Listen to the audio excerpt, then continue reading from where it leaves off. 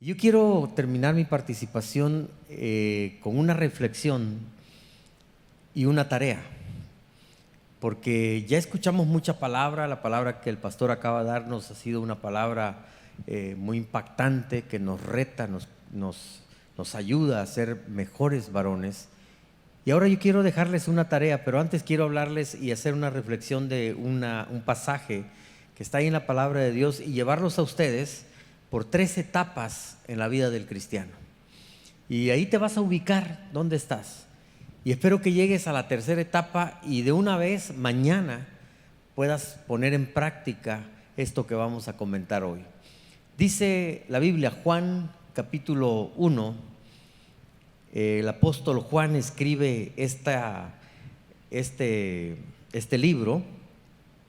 Está escribiendo entre 60, 70 años después de que las cosas sucedieron.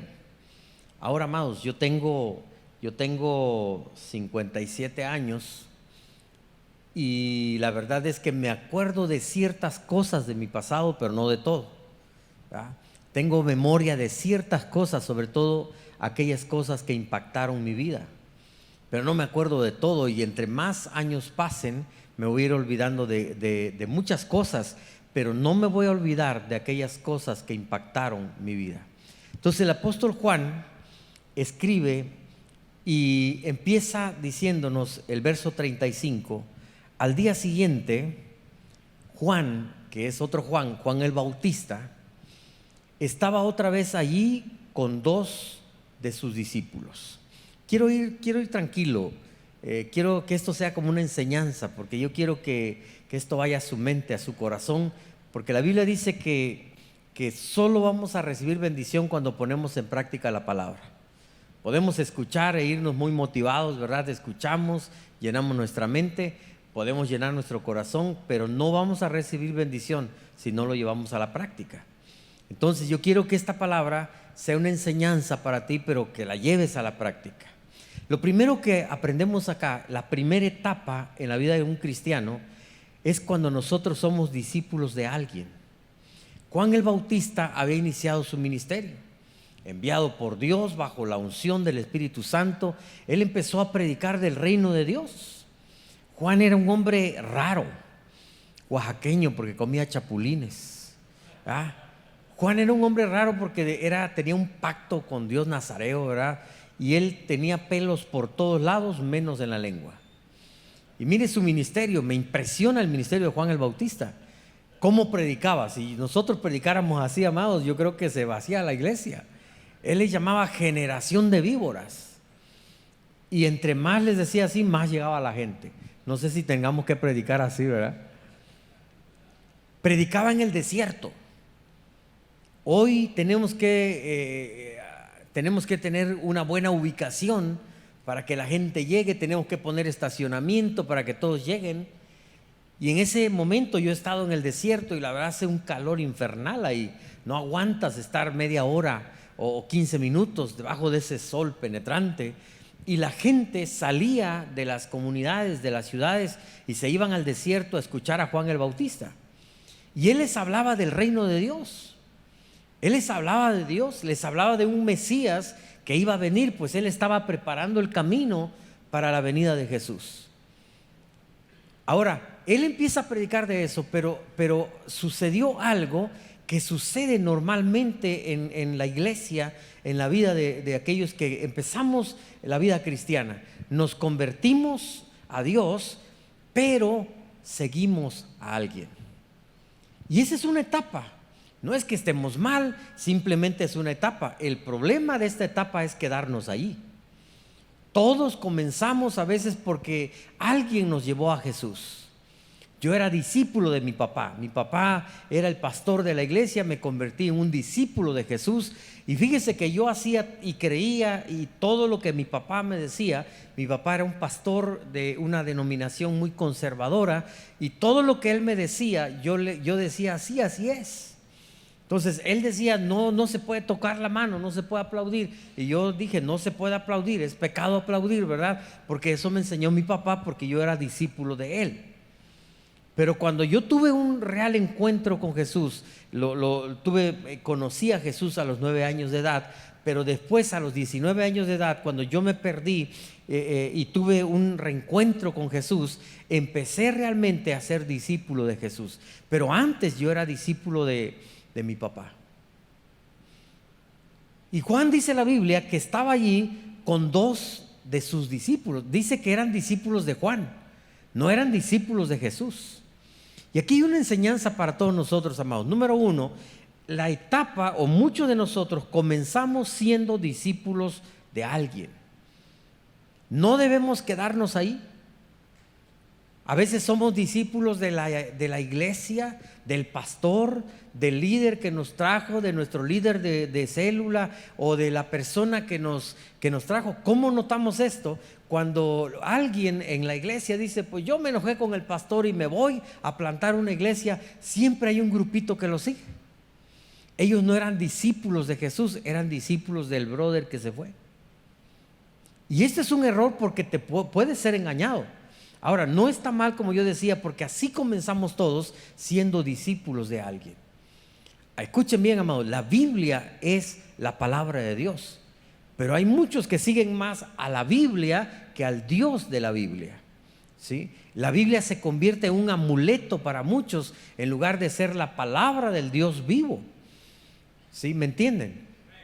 Entonces, nosotros tenemos que hacer un análisis. ¿Dónde estoy ubicado? Lo segundo que me enseña esta porción, pequeña porción de la Biblia, es que mi deber, amados, si yo soy líder de la iglesia y estoy en algún ministerio, mi deber, aunque a veces yo tenga personas que yo me convierto en líder de ellos, mi deber no es convertirlos a ellos en yo ser líder de ellos, sino llevar a estas personas a Jesús. Esto es lo mejor que hizo Juan. Así que Juan estaba ahí. Los 2 discípulos que se refiere aquí Juan, era el mismo Juan el que está escribiendo. Él siempre habla en tercera persona. Él escribe, me acuerdo que él escribe y dice que él es el discípulo amado, ¿verdad? El que Jesús más amaba, pues es que lo escribió él. Él mismo se está ahí recomendando, ¿verdad? Él dice, yo soy el discípulo amado de Jesús. Bueno, es Juan, uno de los que era discípulo de Juan el Bautista. Era seguidor de Juan el Bautista. Juan el Bautista predicaba a Cristo, pero ellos seguían a Juan. Ahora, él los lleva a la segunda etapa, dice la Biblia, al pasar Jesús, verso 36, Juan lo miró y declaró, miren, ahí está el Cordero de Dios. Cuando los 2 discípulos de Juan lo oyeron, siguieron a Jesús. Esta es la segunda etapa en la vida del cristiano. La primera es cuando nosotros somos discípulos de alguien. Hay mucha gente en nuestra iglesia, en mi congregación, que dicen, yo soy seguidor del pastor Elías. Si el pastor Elías no predica, yo no voy a la iglesia. Y cuando anuncio que voy a salir de viaje, ellos no van a la iglesia. Creen en Dios, pero no son discípulos de Jesús. Son mis discípulos. Ahora, si yo me quedo, amados, y empiezo y sigo y me siento a gusto, alimenta mi ego. Es que yo tengo seguidores, ¿verdad? Si yo no estoy, no van a la iglesia. Si yo no predico, no escuchan a nadie más, etcétera. Y no hago lo que hizo Juan. Juan, cuando vio a Jesús, él les dijo, miren, Él es el Cordero de Dios. No soy yo. No tienen que quedarse conmigo. Nunca en ningún ministerio donde Dios te ponga debes convertir a las personas en seguidores de ti, en tus seguidores. Tú debes llevar a esas personas, a ese grupo, a tus amigos, los debes llevar a Jesús. Y entonces Juan y Andrés, que era el otro discípulo, que eran discípulos de Juan el Bautista, dice la Biblia que vieron a Jesús y Juan les dijo, Él es el Cordero de Dios, a Él deben seguir. Y esa debe ser nuestra motivación. Siempre nosotros debemos decirles a nuestros amigos, a nuestra esposa, a nuestros hijos, a nosotros mismos, tenemos que seguir a Jesús. Debo ir a la segunda etapa. Comencé siendo seguidor de alguien, comencé siendo discípulo de alguien, pero ahora tengo que llegar a la segunda etapa, es cuando yo me convierto en discípulo de Jesús. Dice la Biblia que cuando ellos vieron a Jesús, siguieron a Jesús. Jesús miró a su alrededor y vio que ellos lo seguían. ¿Qué quieren?, les preguntó. Si a mí me preguntan así, me hubiera enojado. Pero Jesús le hace una pregunta retórica. Ellos van siguiendo a Jesús. Juan, fíjese, abandonan a Juan y Juan no se siente así como que ya perdí 2 miembros, ¿verdad? No, Juan dice, no, a él sigan. Y entonces ellos dejan a Juan y empiezan a seguir a Jesús. Y Jesús se voltea y le dice, ¿y ustedes qué quieren? ¿Qué buscan?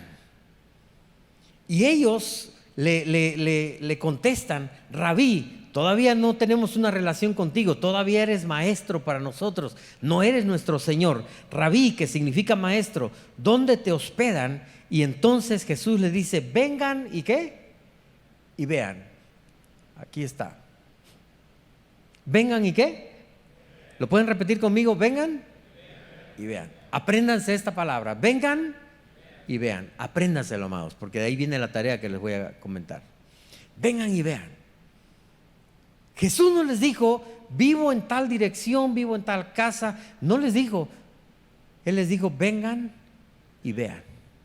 Y esto es muy importante para nosotros, porque dice la Biblia que ellos fueron y vieron, lo acompañaron al lugar donde se hospedaba y se quedaron el resto del día con él. Juan no dice bien, se quedaron para siempre con él.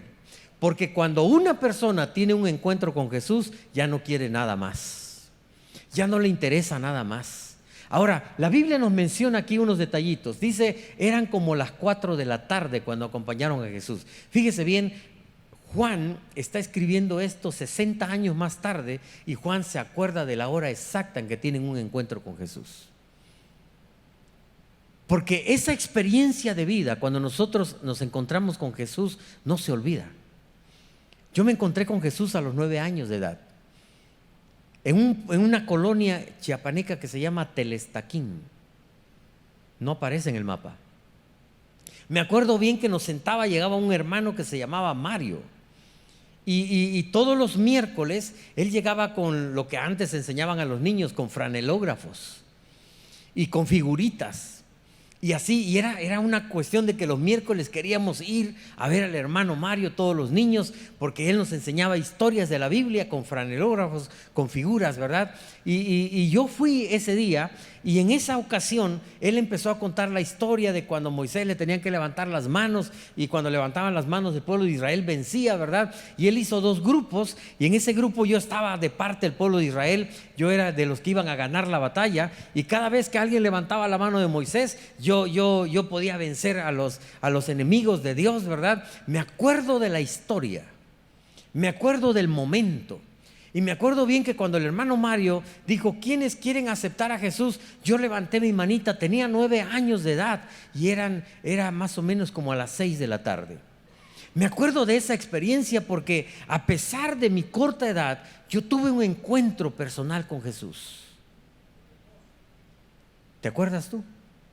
Porque si no te acuerdas, a lo mejor no has tenido un encuentro con Jesús.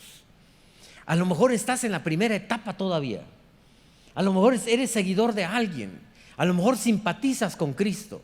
A lo mejor sigues a la iglesia. A lo mejor sigues al grupo de alabanza. A lo mejor vienes por alguien más, pero todavía no tienes un encuentro con Cristo.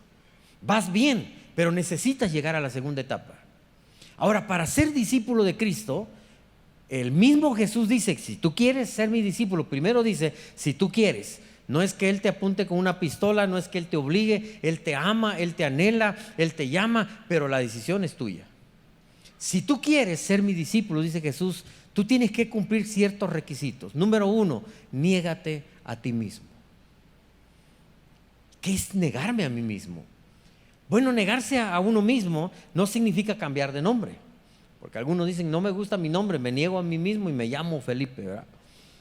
O no me gusta a mí mismo, o me niego a mí mismo, no significa cambiar de personalidad. Porque Dios nos ha dado una forma, amados, y es en esa forma que Dios nos ha dado como Dios te va a utilizar. Cuando yo empecé mi ministerio, yo empecé a imitar a pastores, cómo predicaban. Y yo tenía un profesor de homilética en el seminario que me gustaba cómo predicaba, era mi pastor además, y yo empecé a predicar como el pastor Eduardo Duque. Me paraba como él, hablaba como él, pero luego sentía que no era yo. Luego de repente ya en el ministerio empecé a escuchar a un tal Dante Gebel que predicaba y que los jóvenes lo seguían, y yo dije, no, pues voy a predicar como él, y empecé a hablar argentino. Me aprendía los sermones de Dante Gebel, hablaba como él y imitaba. Y entonces Dios un día me dijo, Elías, yo te di una forma y tú tienes que predicar como yo te dije que predicaras, en la forma que yo te di. Y cuando yo empecé a hacer yo mismo, y cuando empecé a predicar en la forma que Dios me dio, entonces Dios empezó a bendecir la iglesia, y en la congregación ellos son bendecidos con la palabra que doy cada domingo, en la forma como Dios me ha dicho. Entonces, negarme a mí mismo no significa que yo diga, no soy Elías Betanzos, cambio la forma que Dios me ha dado. Negarse a uno mismo significa decir un no a las pretensiones de autosuficiencia, sabiduría y mérito. ¿Qué significa eso? Ya no soy autosuficiente, ahora dependo de Dios. Ya no soy yo el que logra las cosas, ahora es gracias a Dios. Ya no soy yo el que tiene toda la sabiduría, ahora necesito la sabiduría de Dios. Por lo tanto, necesito leer la palabra, meditar en la palabra, obedecer la palabra, venir a la iglesia y escuchar lo que Dios me dice a través del pastor, a través del mensajero, etcétera. Ahora yo digo, Señor, ya no dependo de mí, dependo de ti. Señor, ya no soy yo. Antes creía que yo tenía toda la sabiduría, ahora quiero hacer negocio. Padre, necesito tu sabiduría. Quiero llevar mi matrimonio, necesito tu sabiduría. Quiero formar a mis hijos, necesito tu sabiduría. Entonces Jesús dice, ¿quieres ser mi discípulo? Niégate a ti mismo. Y luego nos dice, toma tu cruz. Cada día, dice Jesús. Escúcheme bien, amado. ¿Qué es la cruz? Porque muchos me dicen, pastor, el Señor me dio una esposa, que viera usted es mi cruz. No, esa es tu esposa, no es tu cruz. La cruz tampoco es la suegra. La cruz tampoco es no son los errores o las consecuencias que tienes por los errores que has cometido. La cruz son todos aquellos problemas, aquellos desprecios, aquellas cosas que tú pasas por ser cristiano. Burlas, desprecios. El Señor te dice, toma tu cruz cada día. Siendo jovencito, hijo de pastor, en esos años era muy difícil llamarnos cristianos. Yo me acuerdo que mi papá pastoreaba en un pueblo llamado Mogoñé, en Oaxaca, y estábamos pastoreando ahí. Yo tenía amigos de la escuela y yo siempre me escondía. En la escuela yo trataba de que no supieran que yo era cristiano. Aunque un día me equivoqué y el maestro dijo, ¿trajeron la tarea? Y yo dije, amén. Y un día yo estaba cantando, porque tocó la guitarra, aunque usted no lo crea, y pues el hijo del pastor, el que tenía que tocar la guitarra, dirigir la alabanza, yo estaba dirigiendo la alabanza, y un joven compañero de la escuela pasó por la calle y vi que se regresó y quedó observando, y dije yo, mañana yo voy a ser objeto de burla en la escuela. Y sí, cuando yo llegué, ahí en el pizarrón decía, Sor Elías Betanzos. Y empezaron a burlarse de mí. Y las amigas se empezaron a alejar de mí. Era el aleluya, era el evangélico. Fue muy difícil en esa etapa. Hoy vivimos una etapa de relativismo que la gente dice, ¿y tú qué quieres? No, yo creo en Dios. Ah, qué bueno. ¿Y tú? Yo creo en una vaca. Ahora la gente cree todo y parece que ya no pasa nada. Cuidado con ese relativismo. Pero en ese entonces ser cristiano, amados, era objeto de burlas. Eran personas que decían soy cristiano y eran despedidos de su trabajo. En el estado de Chiapas sus casas fueron quemadas y los sacaban, los expulsaban de las comunidades. Ser cristianos era pagar un precio. Y Jesús dice, tú toma tu cruz cada día. Yo ya tomé mi cruz, dice Jesús. Yo ya llevé la cruz, yo ya padecí la cruz. No necesitas cargar mi cruz, tú necesitas tomar tu cruz. ¿Quieres ser mi discípulo? Niégate a ti mismo, toma tu cruz cada día. Y luego dice Jesús, y sígueme a mí. Yo soy la fuente de agua viva. Yo soy el pan de vida. Y volvemos otra vez a lo que comenzamos acá. No dice sigue a alguien, no dice sigue a un líder, ni tan siquiera dice sigue al pastor. Jesús dice sígueme a mí. Yo nunca te voy a fallar, nunca te voy a rechazar. Y entonces cuando nosotros ya estamos enfocando nuestra mirada en Jesús, ahora sí nos convertimos en discípulos de Jesús. Y amados, cuando Juan y Andrés se encontraron con Jesús, estaban bien con Juan el Bautista, se sentían bien, les predicaba del reino de Dios, les hablaba del arrepentimiento. Llegaban y ellos decían: Juan el Bautista es nuestro líder, pero Juan los llevó a Jesús. Nosotros tenemos que llevar a las personas que nosotros traemos a la iglesia, a las personas que están en nuestro grupo pequeño, los tenemos que llevar a Jesús, no a nosotros. Y ahora Juan el Bautista, él dice, él es Jesús. Y ahí está Juan y Andrés diciendo, vamos a seguir a Jesús. Eran como las 4 de la tarde, se acuerdan bien, y dice la Biblia, se quedaron con él el resto del día y el resto de sus vidas. Pero en el verso que sigue, porque muchos de nosotros nos quedamos estancados aquí. Ya sigo a Jesús, ya me estoy negando a mí mismo, ya he tomado mi cruz. Soy objeto de burlas, de desprecios, de todo, y estoy firme, no me importa, yo sigo siendo cristiano y le digo a todo el mundo que yo amo a Jesús y doy testimonio en mi trabajo, estoy llevando mi cruz, estoy siguiendo a Jesús. Ahora con Facebook tenemos muchos seguidores, ¿verdad? Y esa palabra de seguidores es muy común entre nosotros. Amados, debemos seguir a Jesús. Pero el verso que sigue es a donde quiero llegar. Andrés, hermano de Simón Pedro, era uno de estos hombres que al oír lo que Juan dijo, siguieron a Jesús. Ahora, ¿qué hizo Andrés?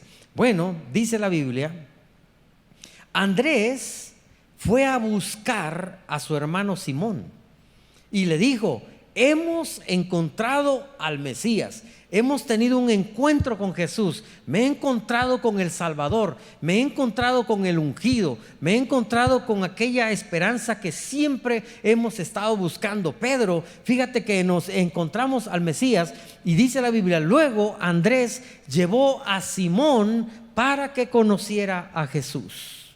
Escúcheme bien, porque esta es la tercera etapa en la vida del cristiano. La primera es cuando comenzamos y seguimos a alguien.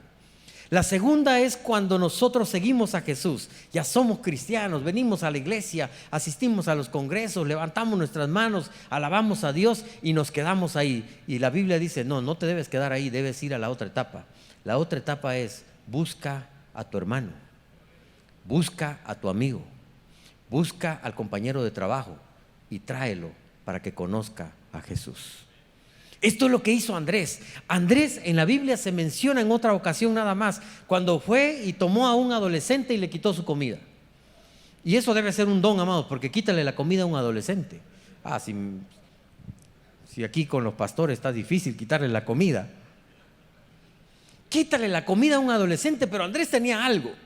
Y de ahí no se menciona más en la Biblia que hubiera hecho algún ministerio, que se hubiera desarrollado. No, Andrés simplemente, pero hizo algo que impactó al mundo, que ha impactado hasta nosotros. Andrés llevó a su hermano Pedro a Jesús. Sí, ese Pedro que caminó sobre las aguas. Ese Pedro que Jesús lo reprendió varias veces. A veces le decía Simón, a veces le decía Pedro, a veces le decía Simón, Simón, a veces le decía Simón, Pedro. Y Jesús siempre jugaba dependiendo cómo estaba tan enojado con Pedro. Sí, porque cuando estaba muy enojado con Pedro le decía Simón, Simón. Como cuando tu esposa te dice: a ver, Elías Betanzos, quiero hablar contigo. Pero cuando él le decía Pedro, y cuando dicen algunos biblistas que la palabra aquí en griego, Andrés llevó a Simón, es que lo llevó a la fuerza. Lo llevó a la fuerza. Yo ya me imagino, Pedro era medio testarudo.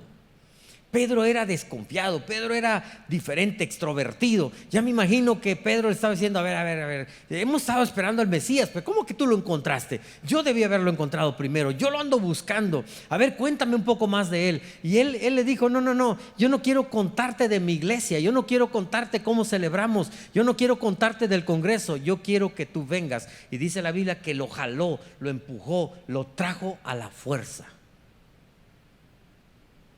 La doctora Luz, que ya predicó aquí, dice que yo la evangelicé y que la jalé del cabello. Ella era mi empleada, trabajaba conmigo en la clínica. Y a todos los que trabajaban conmigo en la clínica y no eran cristianos, yo les decía, quien no vaya el domingo a la iglesia, lo voy a despedir. Y quien no iba, amado, yo lo despedía.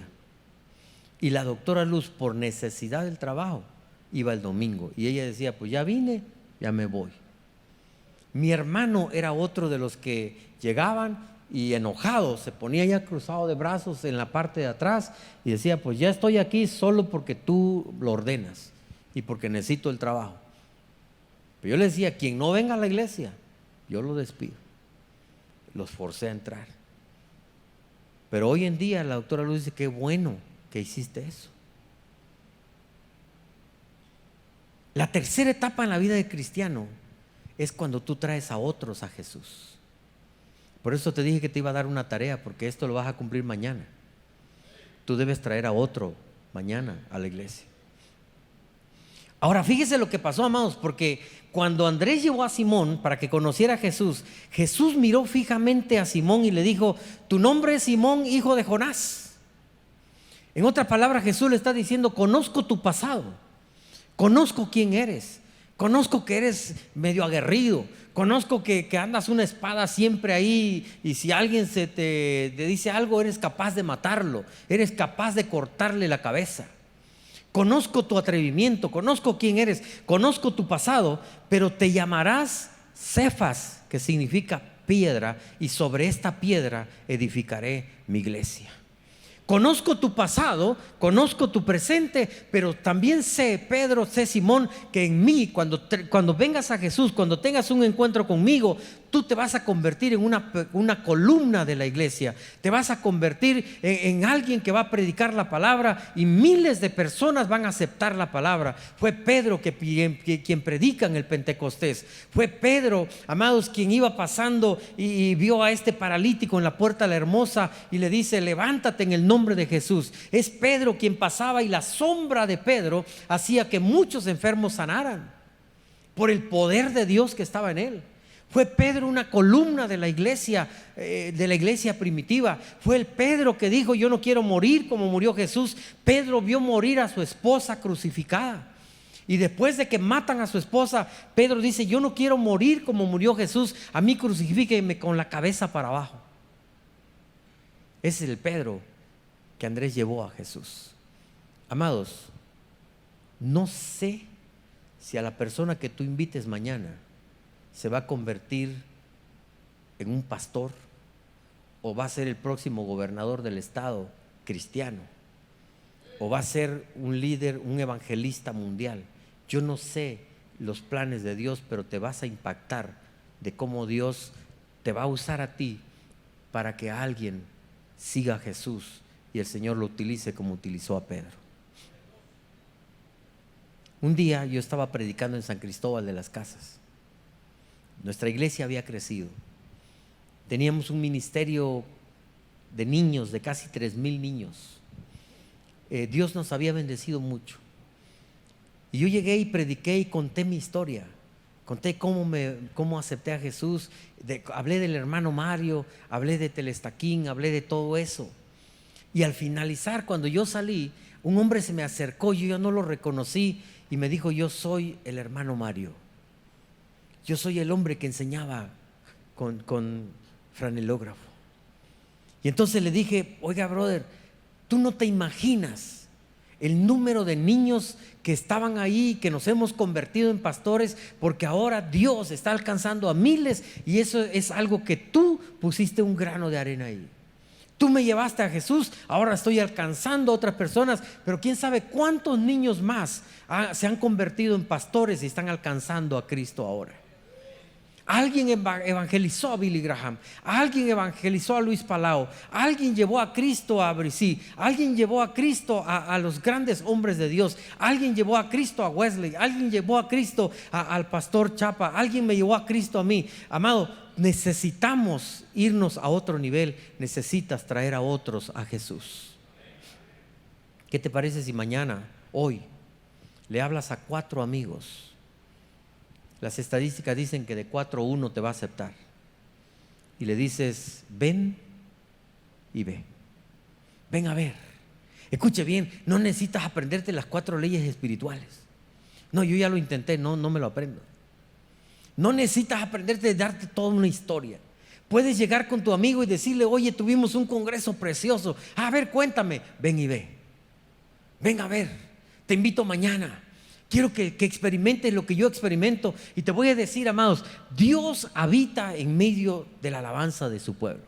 Ahora déjame decirte qué significa esto. Dios habita en todos lados. Dios llena toda la tierra. La tierra es el estrado de sus pies. Pero cuando la Biblia dice que Dios habita en medio de la alabanza de su pueblo, es que donde están 2 o 3 congregados en su nombre, ahí está Él. Y Él se manifiesta con un poder, se manifiesta con regalos, se manifiesta con milagros, se manifiesta con sanidades y se manifiesta obrando en el corazón de personas.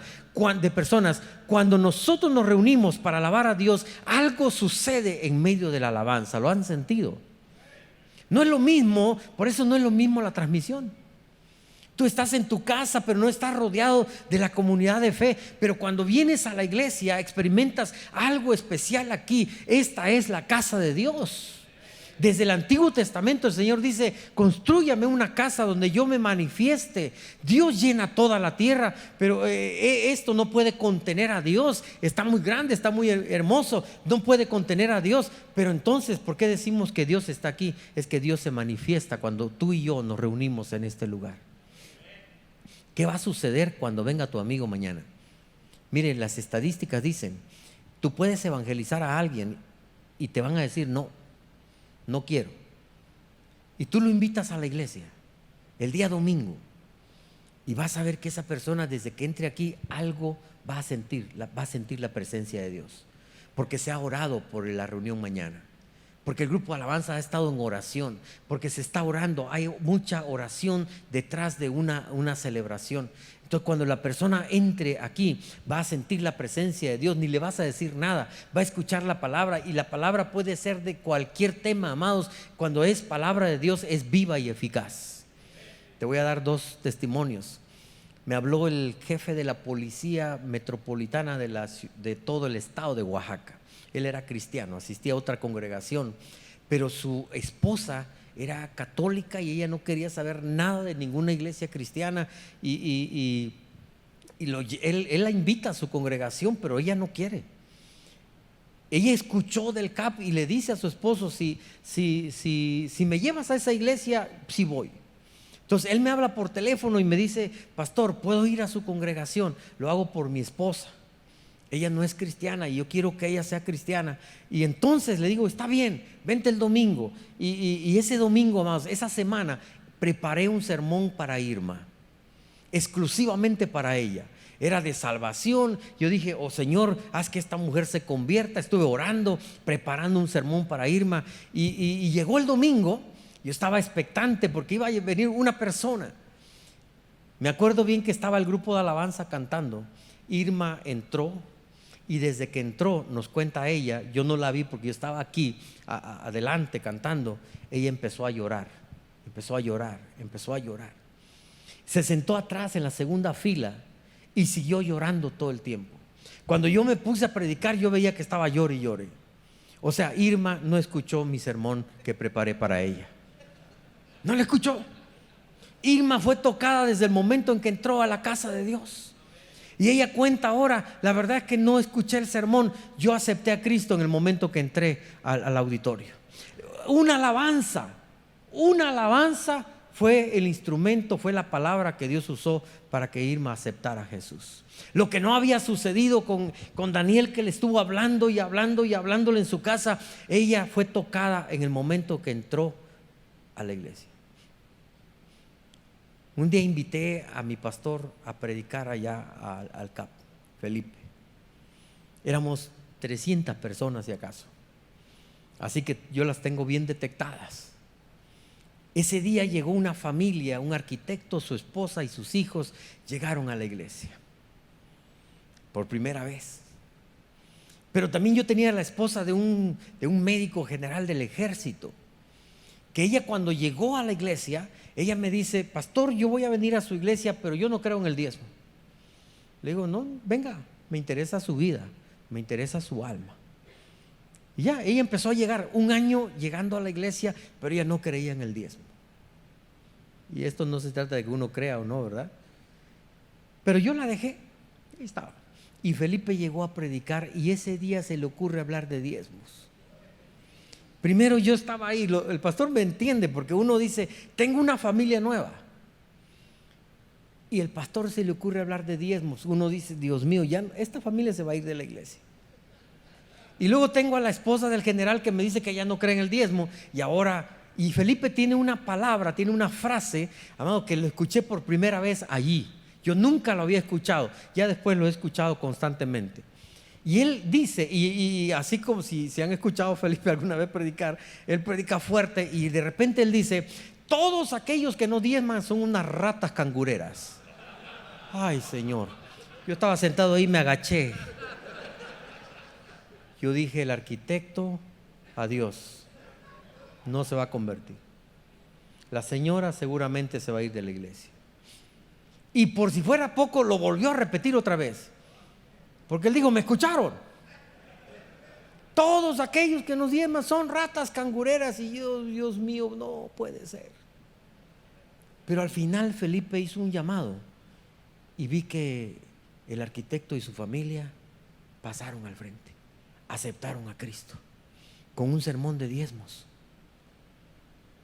El lunes yo estaba dando este testimonio, y estaba el arquitecto ahí en la noche con su familia tomando el discipulado. Y yo les dije: ¿y saben cuántos años tiene esto? Ellos se acordaron: tiene 20 años que ellos llegaron por primera vez a nuestra iglesia, y ahora ahí están. El lunes llega la esposa del general a mi oficina. Desde que entró dije: Dios mío, ya me va a regañar. Y sí, venía muy enojada. Y ella llega y dice: vengo muy molesta con usted. Yo dije: pues sí, mire, una disculpa, yo no predico así. No, me dice: yo estoy enojada porque tengo un año en la iglesia, usted nunca me ha dicho que yo era una rata cangurera. Yo le estaba robando a Dios. Le digo: pero usted me dijo que no le gustaba diezmar. Sí, pero no me hubiera dicho que estaba yo mal. Ah, dije yo: pues ahora les voy a decir que son ratas cangureras. Escuche, lo que yo pensaba que no iba a funcionar, cuando estamos en un ambiente espiritual, es el poder de Dios quien hace la obra. Comentaba con los pastores esta mañana que la hermana de la doctora Luz llega a Oaxaca y la queríamos evangelizar. Y ese día me habían invitado a ir a predicar a una iglesia de un amigo, el amigo que pegaba cachetazos. Era bien raro él, bien raro. Pero me invitó a predicar a su iglesia, imagínate todas las rarezas que hacía. Y la doctora Luz se lleva a su hermana, fue con su esposo y su hermana, la primera vez que va a una iglesia cristiana. Entonces yo me siento ahí, pero yo no sabía todo lo que el pastor hacía, y empiezan a suceder cosas. Empiezan a suceder cosas antes de la predicación. Y yo estaba orando: Señor, haz que Mari se le cierren los ojos, no vea todo esto, Padre, porque si no, nunca va a ser cristiana, según yo.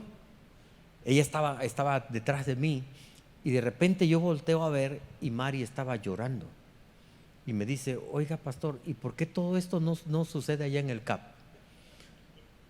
O sea, Dios la tocó en medio de cosas raras para nosotros. Y Dios la tocó en esa iglesia. Escucha bien, si tú invitas a un amigo, a un familiar, se van a encontrar con Jesús. Jesús se va a manifestar a ellos. Jesús les va a hablar a través de su palabra y les va a decir: conozco tu pasado, conozco tu presente, pero también sé que tienes un futuro brillante en las manos de Dios. Muchas de esas personas pueden ser la última esperanza que tengan. Un taxista llegaba siempre a las 3 de la tarde al CAP para llevarse gente que salía de la última reunión. Un día el taxista va con su esposa y él siempre se burlaba de nosotros. Él dice: ahí les lavan el cerebro. Y sí, amado, usted viene acá y se le lava el cerebro porque tiene muchas cosas malas en su cerebro y la palabra de Dios nos limpia, dice la Biblia. Y él decía: no, ahí le están lavando el cerebro. Y un día llegan antes de las 3 de la tarde y le dice a su hija: ¿por qué no entramos a ver cómo lavan el cerebro ahí a esta gente que está ahí? Y entraron y se quedaron y aceptó a Cristo. Ahora le digo: ¿te acuerdas? Ahora te lavamos el cerebro a ti también. Ahí está, ¿sí o no? Ahí está él, sirve en la iglesia ahora. Entró a burlarse, pero nadie sabe, muchos no saben que lo que encuentran cuando vienen a un lugar donde es la casa de Dios, un lugar como este, se van a encontrar con el Cristo resucitado. Fíjese que la historia no termina ahí. Al día siguiente, dice el verso 43, Jesús decidió ir a Galilea, encontró a Felipe y le dijo: ven y sígueme. Felipe era de Betsaida, el pueblo natal de Andrés y Pedro. Felipe fue a buscar ¿a quién? A Natanael, y le dijo: hemos encontrado a aquel de quien Moisés y los profetas escribieron. Se llama Jesús, el hijo de José de Nazaret. ¿Nazaret?, exclamó Natanael. ¿Acaso puede salir algo bueno de Nazaret? ¿Y qué le dijo Felipe? Ven y compruébalo tú mismo. Y Felipe trajo a Natanael a Jesús, y Jesús le dice: desde antes, cuando estabas debajo de la higuera, yo te vi. Y Natanael se convierte en discípulo de Jesús. Alguien me trajo a mí, alguien te trajo a ti. Mañana tráete a alguien a que conozca a Jesús. Fuimos bendecidos en este congreso. Dios se manifestó en nuestra vida. Dios nos habló. Pero hay miles de hombres allá afuera que necesitan a Dios, que están buscando, y es su última esperanza, que Dios tiene propósito para ellos. Un día yo fui a traer a mi hijo. Se había ido con unos amigos a tomar. 14 años. Yo estaba sumamente enojado. Me fui con mi hija a Jocabet hasta que lo encontramos, 3 de la mañana. Y había una mesa de alcohol y estaba enojado. Yo quería pegarle a mi hijo y le empecé a regañar ahí. Pero también le eché la culpa al amigo de mi hijo que lo había invitado a tomar. Y empecé a regañar, y con mi hija regañamos al jovencito de 14 años y le empezamos a decir un montón de cosas. Y entonces Dios me habló. De momento mis ojos se abrieron y vi una casa enorme donde estaban. Y le pregunté al muchacho: ¿y tus papás? Y me dice: mis papás están divorciados. Mi papá no vive con nosotros, yo vivo nada más con mi mamá. Pero era viernes, dice, mi mamá salió con sus amigas, se fue a tomar con sus amigas. Y este jovencito de 14 años se quedó en una casa, una mansión grande, solo, sin sus padres. Y lo que hizo fue llamar a sus amigos para que llegaran ahí a llenar su soledad y su vacío. Y mi hijo, como es tan buen amigo, pues fue.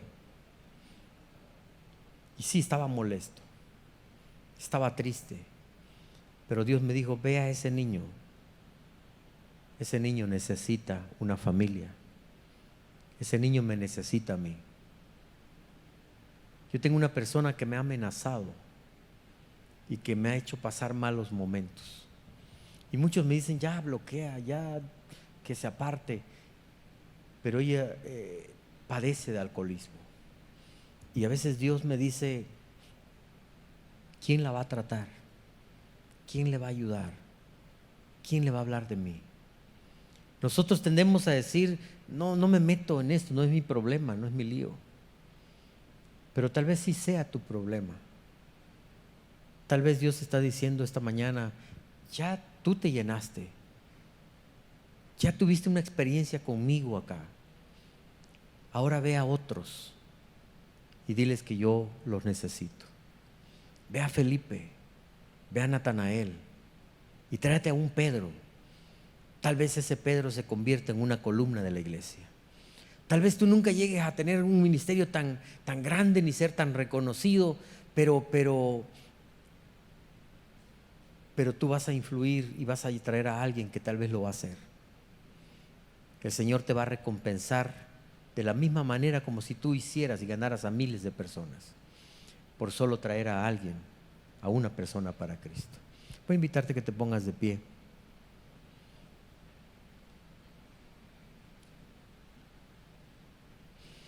Estamos viviendo tiempos difíciles, amigos. Vamos a ver una temporada complicada. Después del COVID, la ansiedad y la depresión está inundando los hogares. Jóvenes se están suicidando. Un hombre de nuestra congregación, con su familia, diezmó ese domingo. Encontramos su sobre de diezmos ahí. Después de terminada la reunión, en su casa se ahorcó. Se quitó la vida. Nos sentimos nosotros diciendo, estamos dando el mensaje.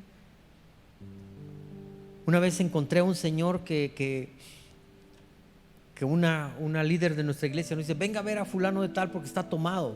Y yo fui y pues asistí al CAP y empezamos a hablar con él y le dimos café y volvió en sí y le digo, ¿qué pasó? ¿Por qué tomaste? Y me dijo, pastor, es que usted sabe, mi hijo adolescente, 15 años, murió hace un mes. Ustedes estuvieron conmigo en el funeral, pero después se fueron. Y durante este mes no volví a ver a nadie. Solo mi esposa y yo, extrañando a nuestro hijo. Pero quiero que sepa que hace unos años yo tenía otro hijo que también murió de leucemia, también de 15 años. Y no pude aguantar más. No pude aguantar más y me fui a tomar. Y entonces en lugar de regañarlo yo lo abracé y entendí que a veces nos falta estar más con la gente. Nos hemos aislado demasiado qué bueno, nosotros ya somos salvos y nos gozamos en ser salvos, pero hay un mundo allá afuera, amados, que está sufriendo. Tú no sabes cómo tu amigo, que lo ves riéndose, que lo ves contigo, está pasando por una depresión terrible y solamente el poder de Dios lo puede salvar. No hay psicólogo, no hay terapia, nada lo puede ayudar, solamente el poder de Dios. Y tal vez si tú mañana lo traes, este joven pueda ser salvo y este joven pueda alcanzar la gracia de Dios. Esta persona se puede salvar. Tú puedes ayudar a salvar a una familia, porque si el hombre viene a casa, la familia lo va a seguir. Y podemos pensar en que Monterrey va a ser para Cristo. Queremos que Cristo venga, pero Cristo, amado, está retardando su promesa a causa de ellos que todavía no les hemos predicado. Si estás en el primer nivel, vete al segundo nivel y sigue a Cristo. Pero si ya eres un seguidor de Jesús, vete al tercer nivel y empieza a traer a otros a Jesús. Mañana mismo comienza. Y empieza a invitar a tus amigos, a tus compañeros de trabajo. Algunos te van a rechazar, unos se van a burlar de ti, pero tú vas a estar dando fruto para que el reino de Dios crezca. Y Monterrey será para Cristo. Será para Cristo.